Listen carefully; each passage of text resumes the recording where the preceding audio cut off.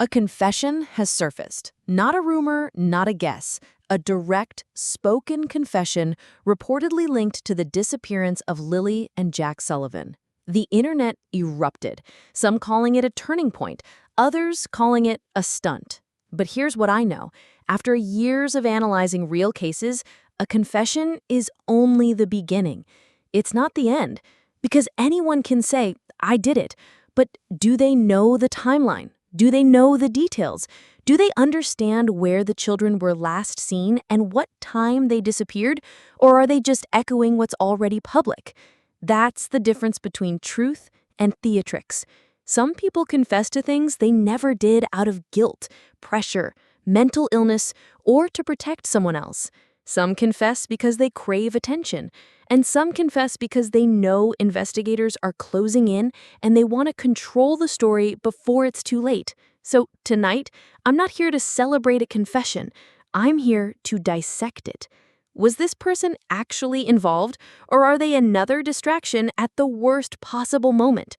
Does this confession expose something we've been missing, or is it another attempt to throw this investigation off track? One thing is certain, 2 children are still missing. And until Lily and Jack are found, every confession is a question mark, not an answer. So stay with me as we break down what was said, compare it point by point to the timeline, and ask the question that matters most. Did someone just finally tell the truth, or did they just introduce a brand new lie? If hearing this makes you uncomfortable, good. It should. Because babies don't just disappear, lies do. But before we dive into this, kindly subscribe to our channel if you believe in fighting for justice. We've just got 1 subscribers, all because of your support, and we need that same energy to reach 1,000, then 2,000, and then 50,000. So go ahead and drop your fingerprints on that subscribe button. And where are you watching from? Because wherever you are, the day this vision is fulfilled, I will send my appreciation straight to you. Let's keep building this community that fights for justice together. Someone has just confessed. Not a rumor, not a whisper, a real confession directly connected to the disappearance of Lily and Jack Sullivan. And the moment that news hit, people started to say it. That's it, case closed. We finally have the person.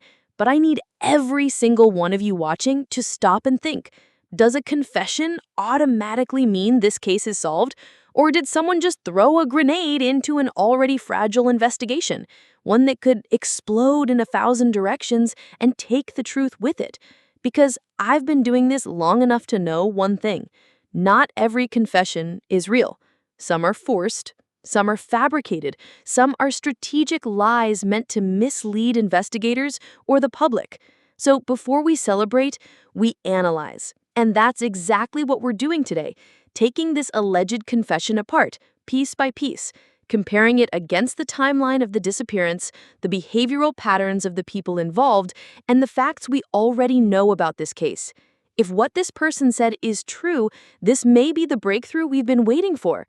But if it's false, then this confession isn't justice, it's sabotage. So here's what we know so far. A person, not just a random social media commenter, not a rumor, an actual person, has reportedly come forward and confessed to being involved in the disappearance of Lily and Jack Sullivan. This isn't hearsay whispered around town. This is a direct admission that apparently took place during questioning. And according to some sources, it wasn't a vague statement. It was detailed. This individual allegedly claimed they helped remove the children, or at the very least, witnessed what happened and stayed silent until now. They reportedly described movements, voices, interactions, possibly even where the children were taken afterward. Some are saying the person even admitted, "Yes, I was there."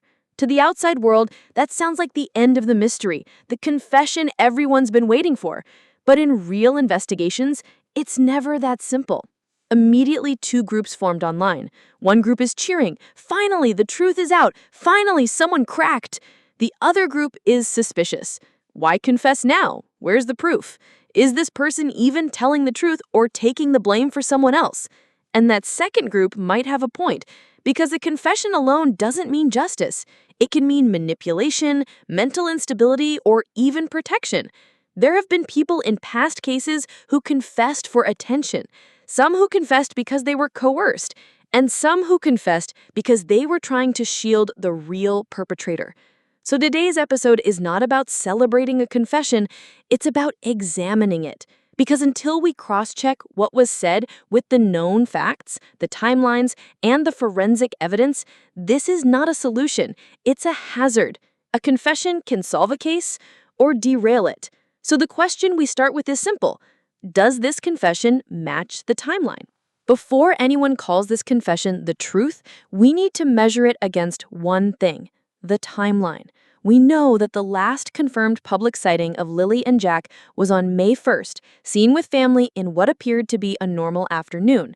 We know that around 10:01 a.m. the next morning, May 2nd, the missing persons report was filed.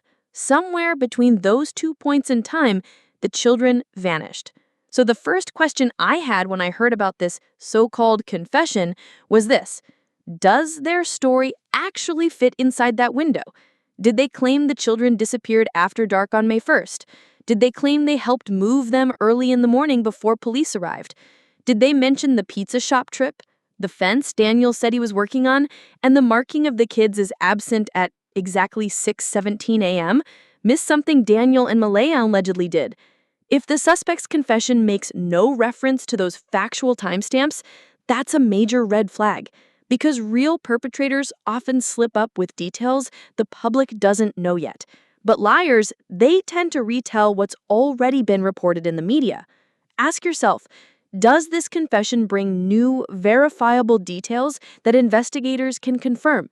Did they mention the wooden bridge, the metallic star sticker, the changed stories, or are they simply repeating the same surface-level facts that were already circulating online? If their story doesn't line up with the known timeline, then this confession isn't a revelation, it's a disruption. Because in a case like this, one bad confession can muddy the water so much that investigators lose sight of the real path. Now, let's consider why someone would confess in the first place. We all like to think that guilt pushes people to speak, that a person wakes up one day overwhelmed by conscience and decides to tell the truth. That can happen. But in many missing children cases, confessions happen for very different reasons, and not always honest ones. Sometimes people confess because they were pressured during questioning. Interrogation techniques can be intense, hours of questioning, isolation, suggestion. They might confess just to get the questioning to stop. Other times, people with mental illness insert themselves into cases they had nothing to do with. They repeat details they saw online and present it as their own experience. We've seen it before, confessions that make headlines only to collapse under scrutiny. And then there's the most dangerous reason of all, strategic confession. Someone confesses to shift suspicion away from someone else, a relative, a partner, even a parent. They take the blame or claim involvement, so the real suspect has time to destroy evidence, flee, or construct a better alibi. So the big question is this: is this person telling the truth because they finally broke under pressure of guilt? Or are they telling a rehearsed story because someone else needs them to right now, before the investigation gets too close? That distinction matters because the wrong confession doesn't lead to justice. It leads to chaos, wasted time, and possibly lost evidence. We must never mistake a confession for closure. The question now is, can we prove it? Now that a confession has been made, the real test begins. Law enforcement can't just take someone's word and close the case. They have to match that confession to facts, locations, timestamps, and forensic patterns. So here's what investigators will look for now. Did the suspect describe something only the real perpetrator would know? For example, the layout of the house, where the children were taken first, or the exact time a specific argument happened? Did they identify evidence that hasn't been made public? Maybe a discarded item, a vehicle used, or a specific phrase that was shouted the night before? If they know something that the media hasn't reported, that makes the confession more credible. Did they point to a location that can actually be searched or produce physical evidence? A real confession often includes a location, a route, or even a buried item. If they can direct police to a place they've never been and something is found, that's powerful. And finally, does their story line up with existing cell phone data, GPS records, surveillance footage, or phone calls? Without that connection, their confession remains an unverified claim. Because here's the brutal truth. A confession alone cannot convict a person. It has to match the hard evidence. That's how courts work, and that's how real justice works. If investigators can verify even one key piece of this confession with independent evidence, then everything changes. But if they can't, then this breakthrough could collapse into a dead end. And every hour spent on a false confession is an hour taken away from finding Lily and Jack. In law, they call that reasonable doubt. In real life, it's just another delay in getting 2 children home. Confessions are powerful. They dominate headlines, ignite public hope, and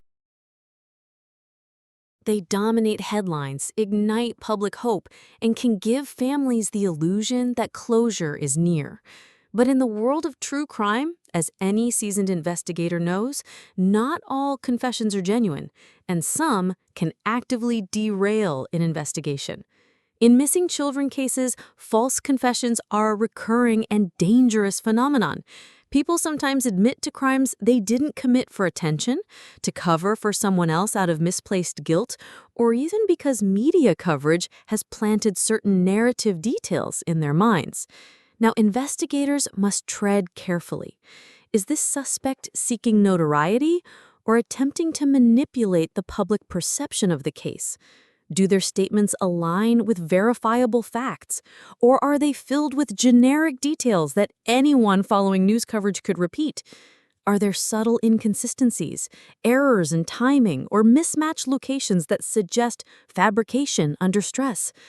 Every word matters. Investigators will painstakingly cross-check statements against timelines, witness accounts, and physical evidence. Even minor mistakes, a misremembered street, a wrong sequence of events, or an impossible alibi, can reveal a confession to be false. From a psychological perspective, false confessions can also be a cry for attention, a way to insert oneself into a narrative that's already gripping the community. For families, neighbors, and a town already fractured by grief and fear, a confession can feel like hope until it's proven untrue. The sobering truth is this: a confession alone does not equal justice. Without verification, it is a story compelling to read, impossible to ignore, but a story that could mislead investigators, waste precious resources, and delay real answers for Lily and Jack. In cases like this, investigators must remain methodical, skeptical, and focused on the evidence, not the drama. The stakes are enormous, because with children involved, every misstep costs more than time or money. It can cost lives, or at least prolong the absence of closure. As the investigation continues, this confession will be dissected, questioned, and scrutinized, because in truth, no claim is accepted at face value. In the search for justice, even confessions must earn their credibility. If this confession proves to be genuine, the implications are monumental. For months, the Sullivan case has been clouded by uncertainty, conflicting timelines, and unanswered questions. A verified confession could finally provide clarity, or at the very least, a new direction. It could reveal that Daniel and Malia were not acting alone, or perhaps weren't involved at all. The investigation could shift from suspicion on those closest to the children to new individuals who may have played a critical role. Every detail in this confession, from locations, times, actions, even seemingly minor observations, could become a roadmap toward the truth. Most importantly, if the statements check out, they might contain the information that leads directly to Lily and Jack. Every day, week and month, without their return has been agonizing. A confession that's accurate could finally answer the most urgent question: where are the children? But the path is far from simple. Even a real confession needs verification. Investigators must cross-reference with witness accounts, GPS data, trail cameras, and other tangible evidence.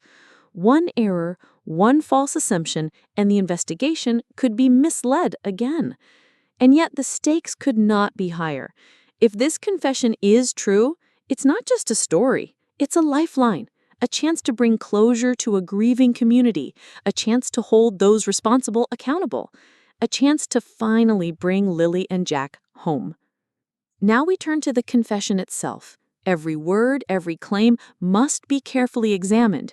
In investigations like this, even small inconsistencies can expose whether someone is telling the truth or trying to mislead.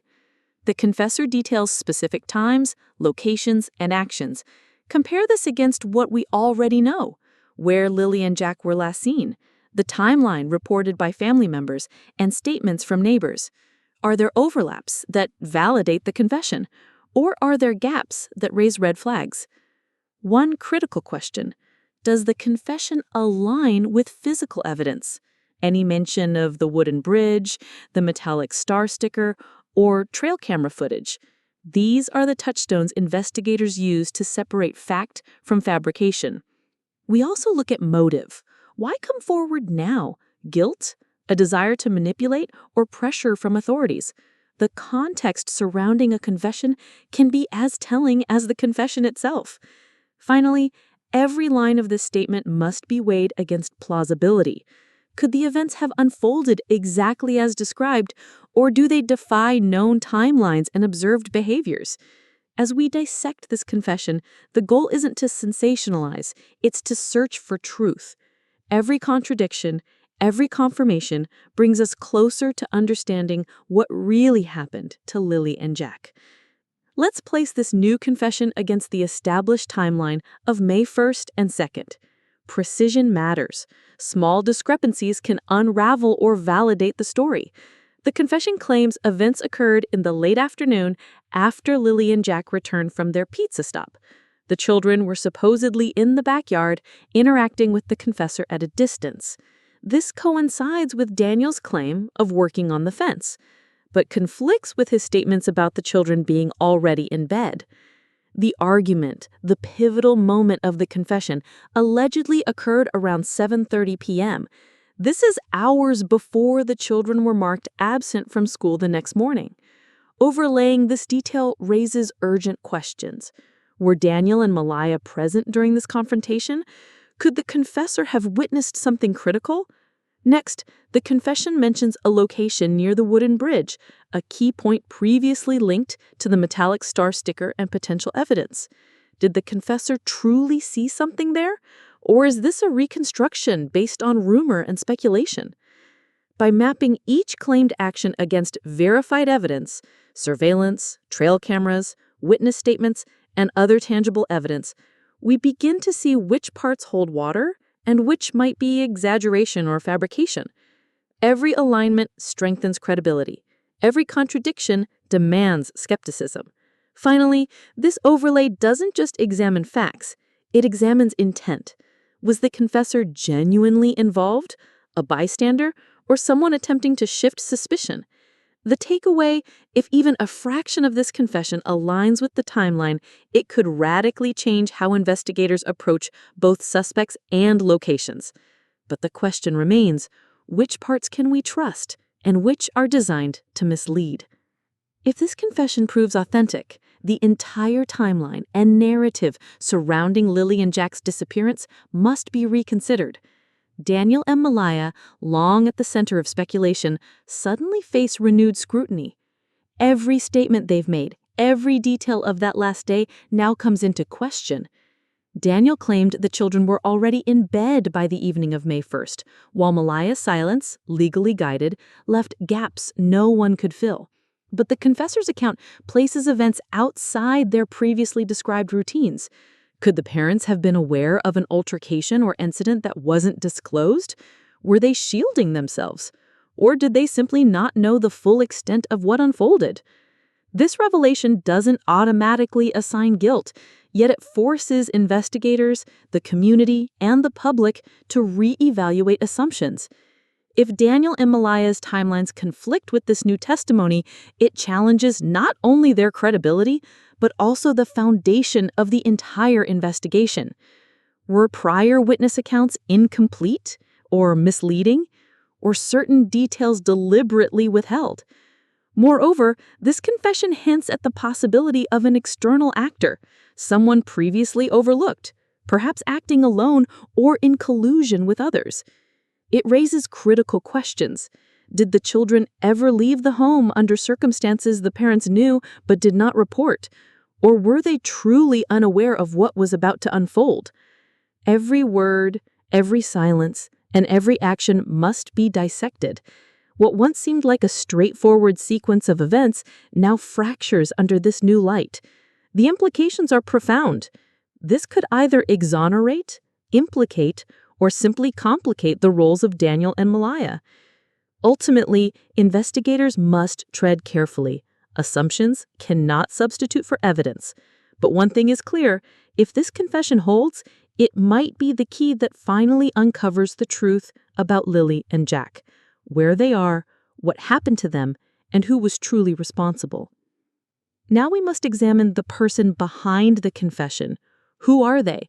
What prompted them to come forward after months, perhaps years of silence? In cases like this, timing is everything. A confession made too early, too late, or without corroborating evidence can mislead investigators and the public alike. The confessor's credibility becomes the first question. Are they a close acquaintance of the family? Were they in a position to witness or participate in critical events? Or could this be someone seeking attention, leverage, or even a misguided sense of heroism? Every detail about their background, location, and potential motives needs careful analysis. Then there's the confession itself. Does it align with known timelines? Does it fill gaps? Or does it create more inconsistencies? Wasting time and resources when every hour matters. A confession, true or false, immediately shifts the entire investigation. Every lead, every timeline, every previous assumption now comes under scrutiny. Law enforcement must decide, do they follow this new thread, or does chasing it risk derailing months of methodical work? Search efforts may pivot based on the confessor's claims. Areas previously overlooked could suddenly become critical. Investigators will revisit witness statements, GPS data, trail cams, and local terrain to match or disprove the confession's details. Even a single verified fact can reopen entire segments of the case. The community feels the shift, too. Families, neighbors, and volunteers who have been searching, hoping, and fearing for months are suddenly pulled into a new wave of speculation. Anxiety spikes, trust fractures. Every rumor, every whispered theory now gains weight. Meanwhile, investigators must maintain discipline. Confessions don't guarantee truth. Misleading statements, intentional or not, can send resources spiraling, slow down critical searches, and even put responders in harm's way. Each claim requires meticulous verification before action can be taken. And yet, the possibility, the fragile hope, cannot be ignored. If this confession is genuine, it could be the key to locating Lily and Jack. It could reveal patterns, alliances, or the locations that authorities have been unable to access. A confession has entered the story of Lily and Jack Sullivan, a story that has haunted a town, rattled families, and challenged investigators for months. But remember, a confession is only as powerful as the truth behind it. Not all who speak admit honestly, and not all details align with reality. This could be the breakthrough, the moment where long-sought answers finally emerge. Or it could be another distraction, another twist in a labyrinth of lies and half-truths. What is certain is that the clock continues to tick and the questions remain urgent. Who knew what? Who acted? And who stayed silent? Now, it's up to you, the audience, the community, to think critically. Examine the timelines, the statements, the confessions. Share your reasoned thoughts. But remember, speculation without evidence can mislead, harm, and divide. For Lily and Jack, every detail matters.